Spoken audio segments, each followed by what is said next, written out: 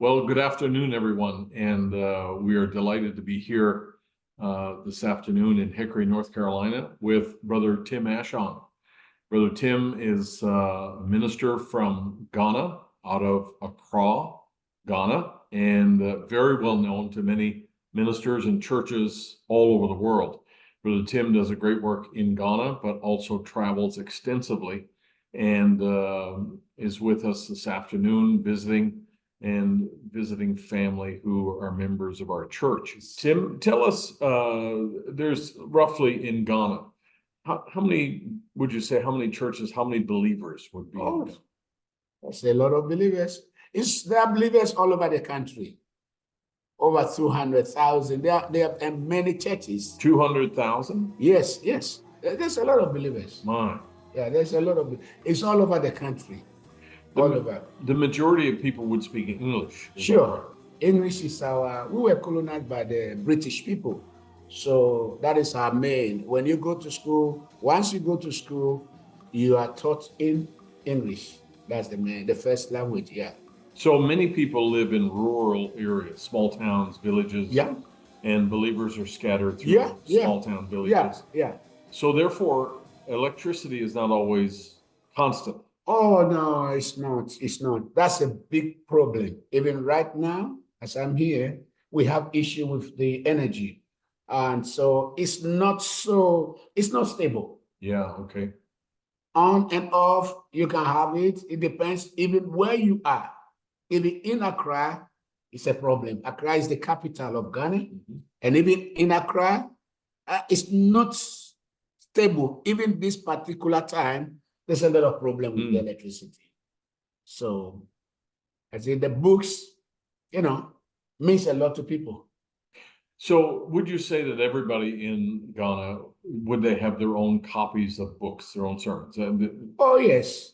Yes. Even in the family, wife and children,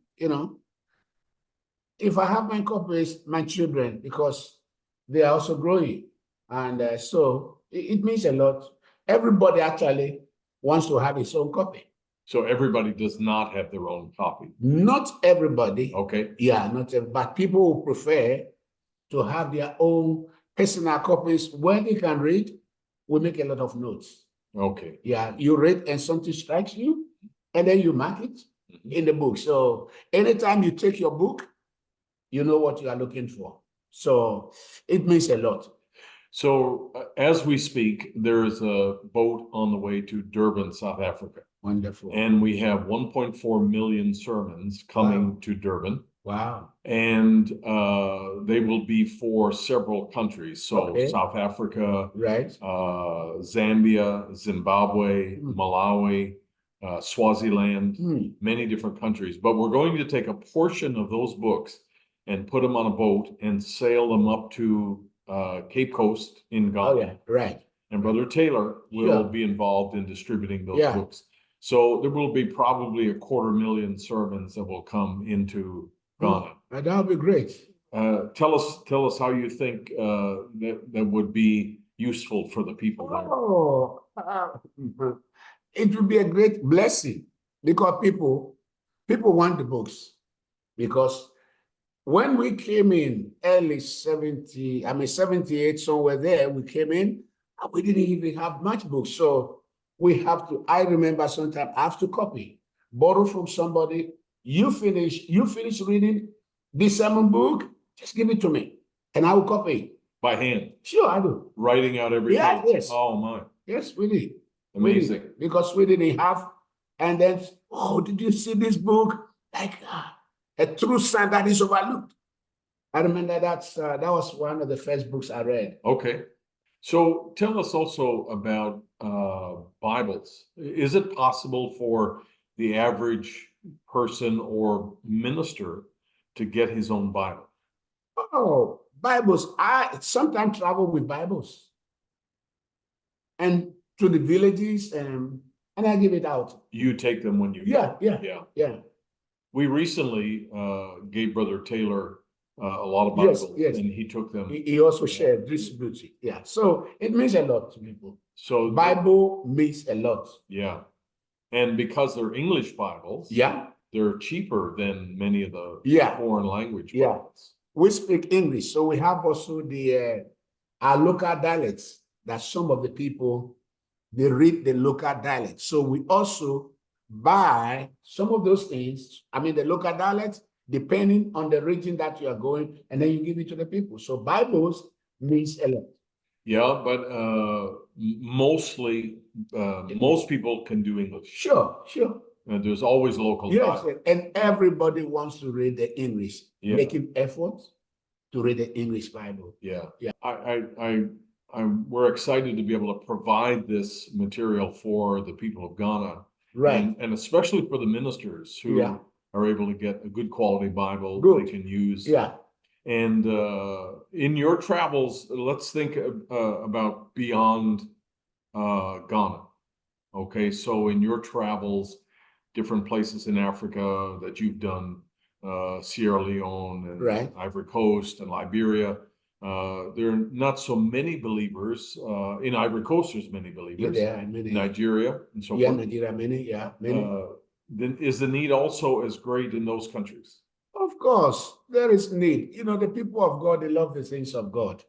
And so, like Liberia, they speak English too.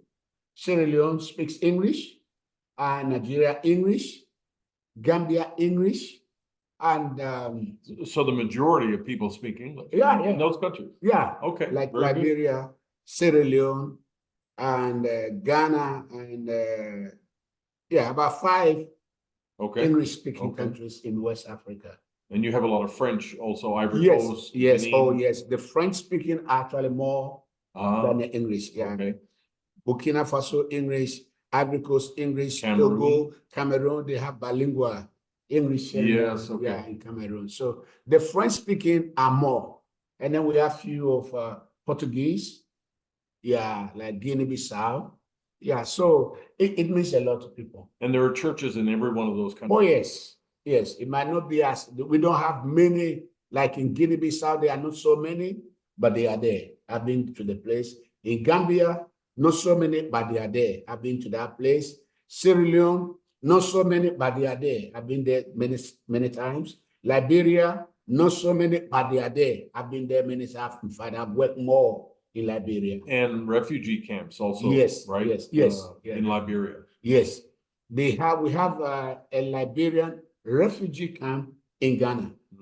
That's also, we have believers there that, we started the work and I was, main part of it, and it has become established church over there. Okay. Yeah, so the books are needed and very much appreciated. Okay. So we really appreciate you taking the time just to share a little bit about what's happening in Africa. Also, let's think a little bigger than West Africa. So Right. in other places you've been, Zambia, Zimbabwe, Tanzania, the need is constant in those countries.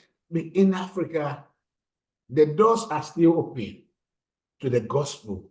So every now and then, people are coming in. Every now and then, people are coming in. There is evangelization going on. People keep coming in. New convert. Yeah, new convert keep coming in. So these things are needed. Yeah. They are needed every time. New groups are springing up here and there. So it's needed. And Bibles also. Oh, yes. It means a lot. Because you cannot be a Christian if you don't have a Bible. I mean, how can you stay without a Bible? So it means a lot for people to have their Bibles. We got a few minutes left here. No problem. Are there any testimonies, Bro Tim, that you would like to share? From people, maybe they never had books or Bibles, and then all of a sudden they've got a supply. They've got the church age book that we sent there. Yeah. With Brother Taylor, and Bibles. Any testimonies or stories that you could share from among the people there, especially outlying areas, villages? Well, like I've said already, you imagine somebody that we didn't have the books, and like I said, I used to copy. So one person get a book and then he read it and he pass it on to somebody, and the next fellow is waiting. Oh, when you finish, they said there is a sermon titled this. What is attraction on the mountain? Oh, this day, this scripture is fulfilled. And the 7 church age book. And so, and then you get your own copy. Mm-hmm. It means a lot. And these testimonies are everywhere among the believers when they receive books. Because, we didn't have much books. And then you search those days, you don't even have a computer, we didn't have nothing. And so the books is everything. And there was a time there was a discussion on the tapes and this electronic media. But you need to see how many people were in defense of the books. That these tapes can break down. This can happen here. This can happen here. But the books, no, you can't take the books away. The people are not ready for the books to be taken away. No. So it is a blessing when you pick it up and you started to print books and send it out. It means a lot to people. And we are forever grateful. Yeah. Because the books means a lot. Because that's where we get our food. That's the food.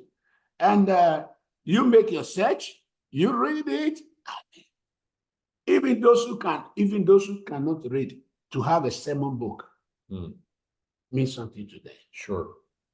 What would you like to say to those people, Brother Tim, who have donated and given funds for printing?